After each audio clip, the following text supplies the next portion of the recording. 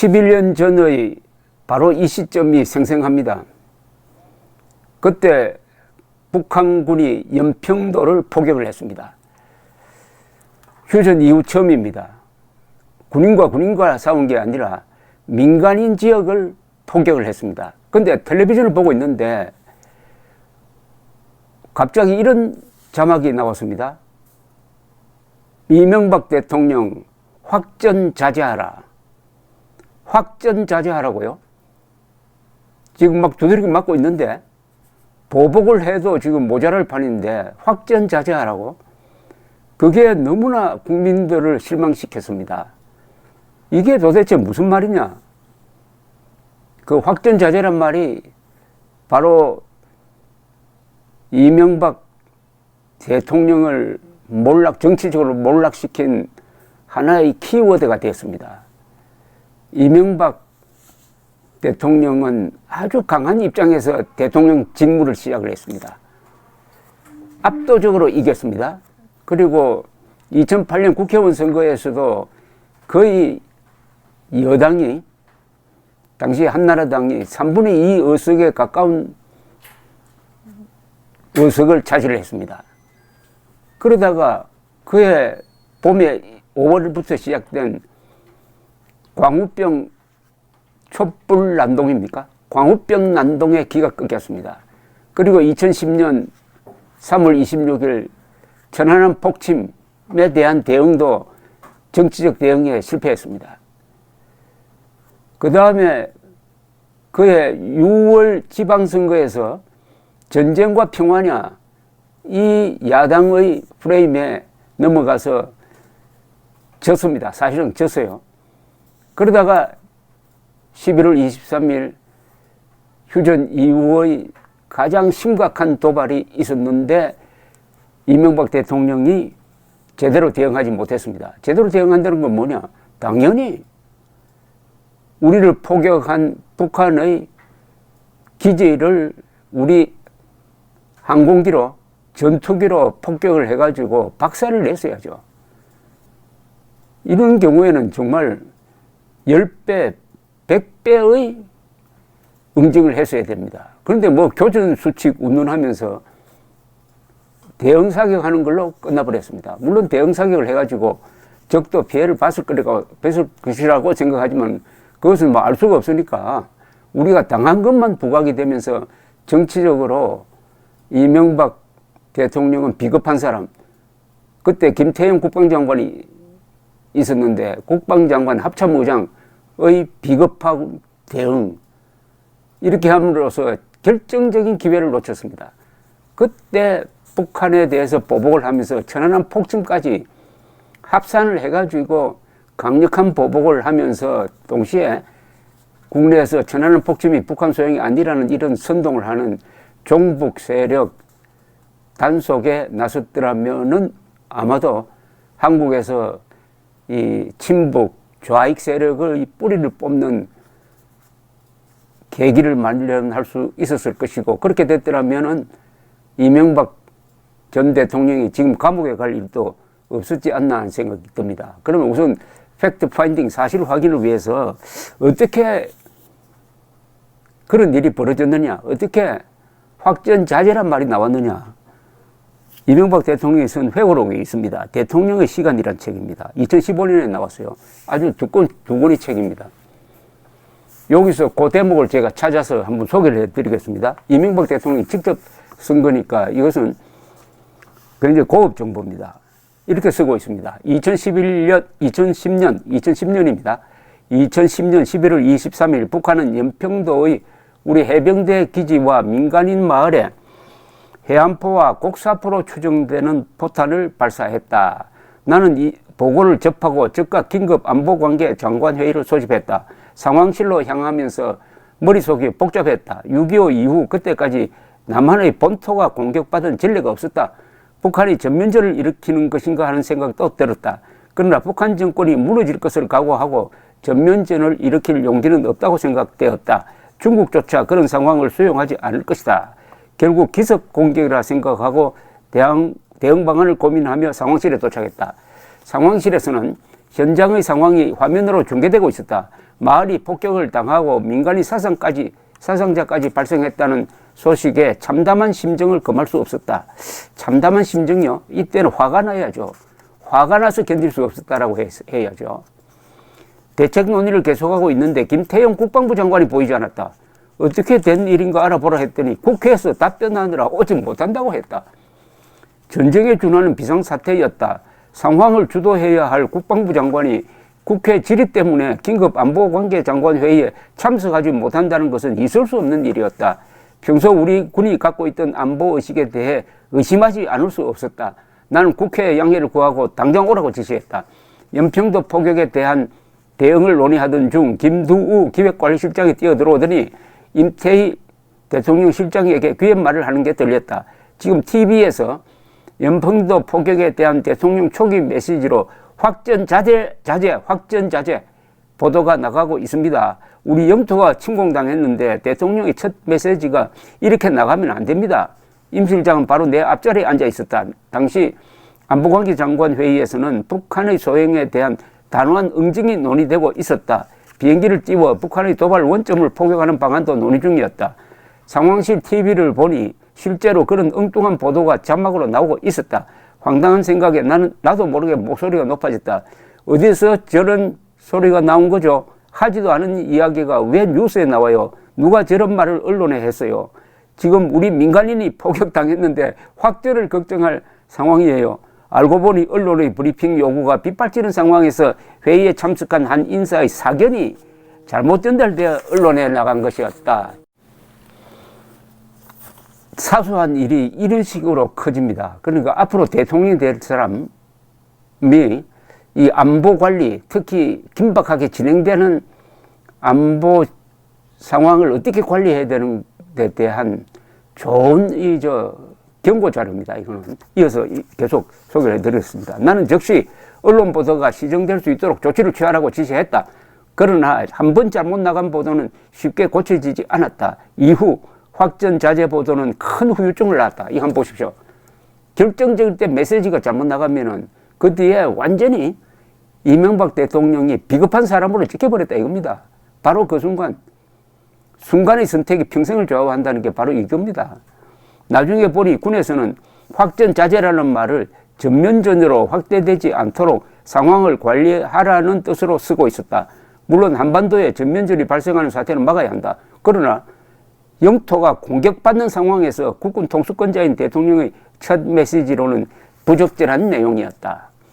뒤늦게 김태형 국방부 장관이 도착했다. 나는 국가위기 상황에서 국회에서 시간을 지체한 데 대해 김 장관을 크게 나무랐다. 나중에 이 김태형 장관이 교체됩니다.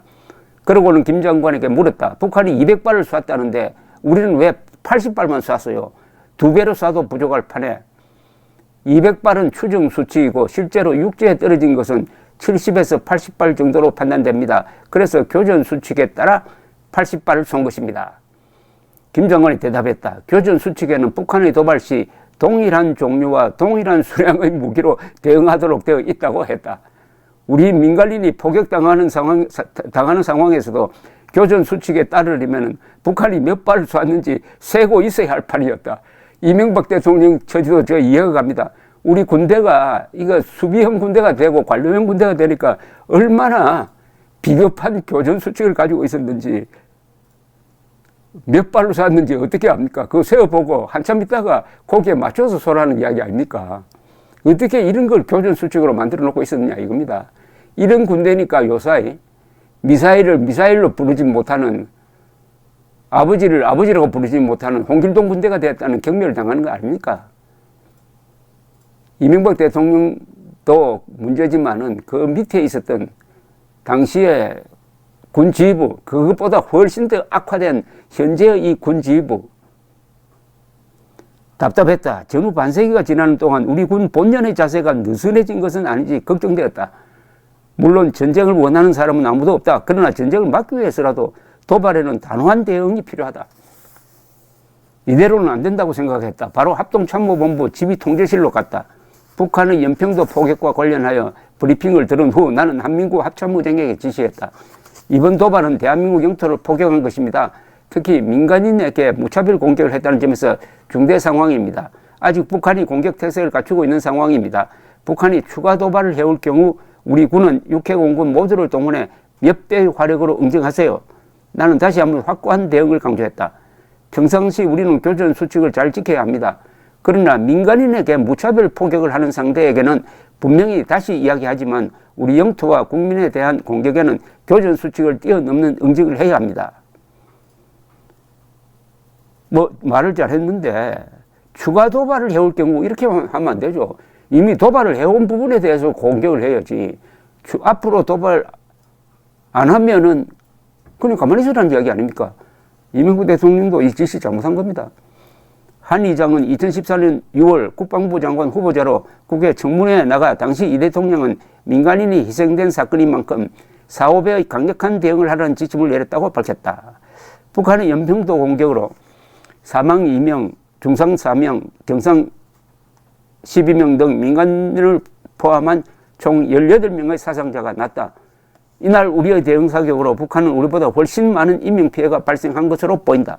9일 북한은 우리 측의 대응 사격으로 사망한 군인 5명에게 영웅 칭호를 부여한다고 발표했다. 이들 5명 외에 전체 사상자가 얼마나 되는지는 발표하지 않았다. 문제는 북한은 그런 사실을 공개하지 않으니까 제3자 국민 입장에 보면은 우리가 일방적으로 당하고 보복하지 않은 걸로 나온다 이겁니다.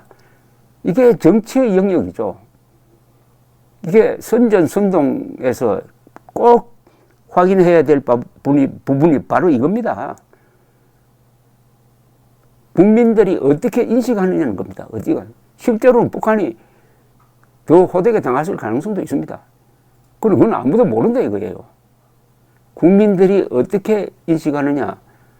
얻어맞고도 보복하지 않았다. 확전자재라고 비겁하게 말했다. 이렇게 돼버린 겁니다. 확고한 대비책이 필요했다. 무엇보다도 수세적이고 소극적인 교전수칙과 그 틀을 벗어나지 못하는 의식이 문제라고 봤다.